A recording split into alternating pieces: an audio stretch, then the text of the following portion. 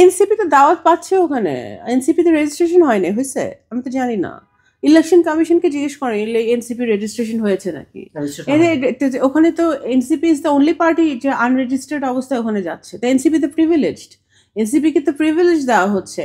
এবং এবং এনসিপি যেহেতু তারা তারা ছাত্র জনতারা তারা গত বছর মাঠে ছিল, আন্দোলনে ছিল, গণ অভ্যুত্থানে তাদের একটা বিরাট রোল ছিল, কেউ অস্বীকার করছে না।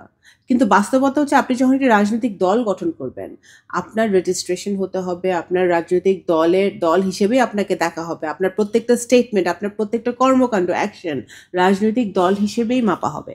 তো সুতরাং সেই ক্ষেত্রে এনসিপি কি বলছে না বলছে এটা এনসিপির জবাব এনসিপি দিবে। কিন্তু আমি মনে করি যে ওনাদের প্রত্যেকটা দলের ব্যক্তিগত মতামত স্ট্যান্ড থাকতেই পারে, তাদের দলের স্ট্যান্ড থাকতেই পারে। তো সেটা তো সেই ব্যাপারে আমার কমেন্ট করার কোনো জায়গা নেই। কিন্তু আমি একটাই কথাই বলবো যে একটা আনরেজিস্টার্ড পার্টি যেখানে দাওয়াত পাচ্ছে, কথা বলছে, তাদের মতামত দেওয়ার সুযোগ পাচ্ছে, সেটাও তো একটা বিশাল ব্যাপার। শেষ